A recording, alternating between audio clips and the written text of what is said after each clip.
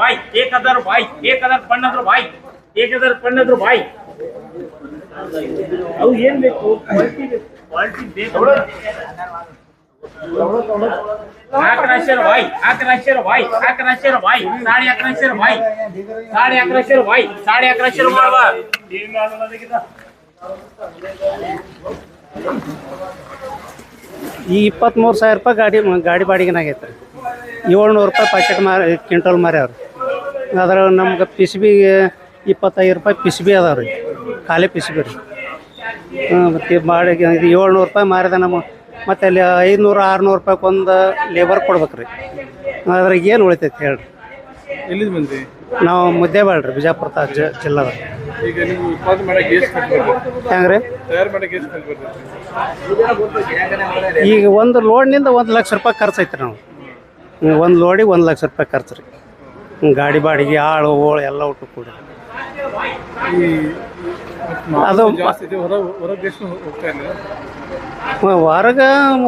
ಹೊರಗೆ ಹೋಗುತ್ತೆ ಬಿಡ್ತಾ ನಮ್ಗೆ ಗೊತ್ತಿಲ್ಲ ರೀ ಆದ್ರೆ ಇಲ್ಲಿ ಮಾತ್ರ ರೇಟ್ ಆಗೈತಿ ಈಗ ಇಟ್ಟು ಮಾರಿದಾಗ ಅಲ್ಲಿ ಆಳು ಹೋಳಿಗೆ ಏನು ಕೊಡ್ಬೇಕು ನಾವು ಏನು ಮಾಡ್ಬೇಕು ಹೇಳ್ರಿ ಎಷ್ಟು ವರ್ಷದಿಂದ ಇದು ವ್ಯಾಪಾರ ಮಾಡ್ತೀವಿ ಭಾಳ ವರ್ಷದಿಂದ ಮಾಡಕತ್ತೇವ್ರಿ ಇದನ್ನ ಮಾಡಕತ್ತೇವ್ರಿ ಹ್ಞೂ ರೀ ಹ್ಞೂ ರೀ ಎಷ್ಟು ಕ್ವಿಂಟಲ್ ತೊಗೊಂಡಿರಿ ಎಷ್ಟು ಬ್ಯಾಗ್ ತೊಗೊಂಡಿರಿ ಇವತ್ತು ಇದು 205 ಪ್ಯಾಕೆಟ್ ಅದಾವ್ರಿ ಇವು ಹ್ಞೂ ರೀ ಇದು 205 ಪ್ಯಾಕೆಟ್ ಅದಾವೆ ರೀ ಅಲ್ಲಿ ಇದು ಅಲ್ಲೊಂದು 30 ಪ್ಯಾಕೆಟ್ ಅದಾವೆ ರೀ ಒಟ್ಟು 260 ಪ್ಯಾಕೆಟ್ ರೀ ನಮ್ಮ ಟೋಟಲ್ ಆಮೇಲೆ ನಮ್ಮ ತಮ್ಮಾರು ಒಂದಷ್ಟು 100 ಪ್ಯಾಕೆಟ್ ಅದಾವೆ ರೀ ಈ ರೇಟ್ ನಿಮ್ಗೆ ಇದಾಗಿಲ್ಲ ಇಲ್ಲ ರೀ ಈಗ ಹೆಂಗೆ ಹೋರಾಟ ಆಗುತ್ತೆ ಹೇಳ್ರಿ ಹೆಚ್ಚು ಒಂದು 1500 ರೂಪಾಯಿ ಮಾರಿದ್ರೆ ಒಂದು ಸ್ವಲ್ಪ ಲೇಬರ್ ದರ ಹೋಗಿ ನಮಗೊಂದು 23,000 ರೂಪಾಯಿ ಉಳಿತಿತ್ತು ರೀ ಸರ್ಕಾರಕ್ಕೆ ಏನು ಹೇಳ್ತೀರಿ ಸರ್ಕಾರಕ್ಕೆ ಏನು ಹೇಳ್ಬೇಕ್ರಿ ಸರ್ಕಾರ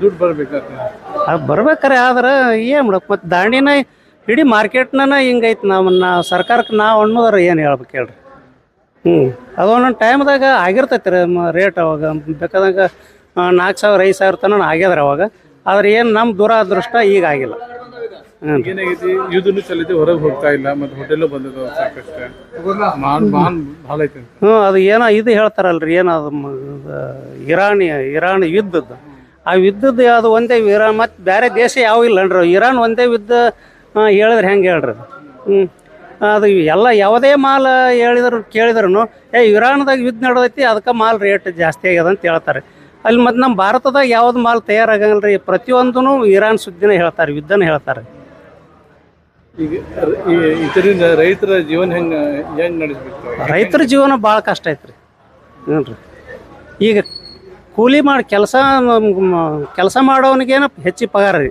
ಈ ನಾವು ಹೊಲ್ದವ್ರಿಗೆ ಏನೂ ಇಲ್ಲ ರೀ ಐತ್ರಿ ಈ ಈರುಳ್ಳಿ ನಿಮ್ಮ ಕಣ್ಣಾಗ ನೀರು ತೆಗ್ದು ಹಾಂ ಕಣ್ಣಾಗ ನೀರು ಬರ್ತಾರೆ ಮತ್ತೆ ಏನು ಮಾಡೋದು ಎಷ್ಟು ಮಕ್ಕಳು ಅದಾವೆ ನಮಗೆ 3 ಮಂದಿ ಮಕ್ಕಳು ಅದಾರ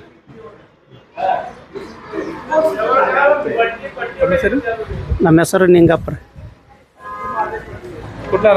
सोलापूरहून आलो बार्शी कांदा घेऊन आलो किती घेऊन 50 पाकिट आणले कसं आहे बेळगावचा व्यापार बेळगावचं कांद्याला मार्केट होतं म्हणून आम्ही इकडे आलो तर ही बी आज भावात कमी चाललंय काय कारण काय कारण आता मागणी कमी आहे जरा म्हणून असं वाटायला युद्धाचं पण भरपूर कारण खरं आहे का युद्धाचं कारण सांगते पण तिकडं नेमकं काय चाललंय हे आपल्याला काय माहित नाही पण हा हॉटेल पण बंद आहे म्हणते ती अशी पण नेमकं काय चाललंय हे काय माहित नाही पण मालाला काही तेजी नाही त्याच्यामुळं रोजगार सुद्धा निघत नाही जी खर्च झालेला निदान 2,500 हजारांना 3,000 जर कांदा गेला तर परवडतोय नाही तर परवडत नाही असं आहे 2.5-3 कुठं घेऊन येतात मालिक आम्ही बार्शीहून आणतोय बार्शीहून आणला हे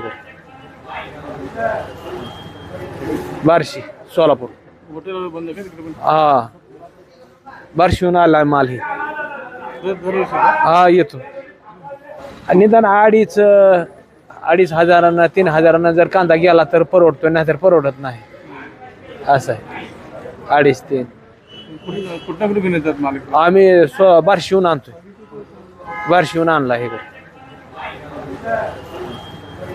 बार्शी सोलापूर हॉटेल बंद का तिकडे पण? हा बार्शीहून आलाय माल हे दरवर्षी का? हा येतो काय रेट आहे घ्यायला? आता कांदा काय एक 5 रुपयेपासून 10 पर्यंत आहे. 10, 12, 13 रुपये. ठेवणी माल 13, 14 रुपये चालू आहे. काय reason काय हा? कमीच आता हे काय झालं, हॉटेल मोठ्या कांद्याला गिरायक नाही. हॉटेलचं कांद्याला गिरायक अजिबात नाही इथं. त्यामुळे त्याला डाऊन रेट आहे. आणि ठेवणी कांदे, घरगुती कांदे 13, 14 रुपये चालू आहेत. मीडियमला जास्त रेट आहे. का तर ठेवणी माल जरा कमी आहे. तसं ठेवणी माल 12ने 4ने ठेवणी माल येतात. आणि 12ने माल खराब, म्हणजे क्वालिटी नाही, सिंगलपती टिकाऊ नाही. पाऊस जास्त झाल्यामुळे पुण्या साईडला त्या शेतकरी पुण्याहून येतात ना, त्यामुळे तिथं ठेवणी माल मिळत नाही. आणि गाडीमध्ये 50-60 पिशे तेवढं ठेवणी येते आणि तो 13, 14, 15 जाते. कुठनं येते इकडे माल? हा माल पुन्हा कामतडी, शिरूर, पारगाव, पुण्या साईडमधून येते. आणि जंग पण चालू आहे, वार पण चालू आहे. हा, वारचं युद्ध पण चालू आहे की? युद्ध चालू असल्यामुळे त्याचा परिणाम काय एक्सपोर्ट होतो त्याला जरा बंद झालं ना, त्यामुळे ते लोकल माल खपत नाही. उत्पादन जास्त असल्यामुळे माल उत्पादन जास्त आहे आणि डिमांड कमी आहे. त्यामुळं एक्सपोर्ट जात्याला बंद झालं ना, तशी क्वालिटी बी नाही डिमांड एक्सपोर्ट जात्याला मालाला. भरपूर जाते का इकडे बेळगावून माल? बेळगावने हे गोवा जाते. गोवा कोकण लाईनला सगळीकडे जातो माल ठेवणी. आणि लोकल इथं बैलवंगल आणि आपलं गोकाक, आमचं हे शंकेश्वर या साईडला जातो. आपलं ना मारुती चौगुले, बेळगाव.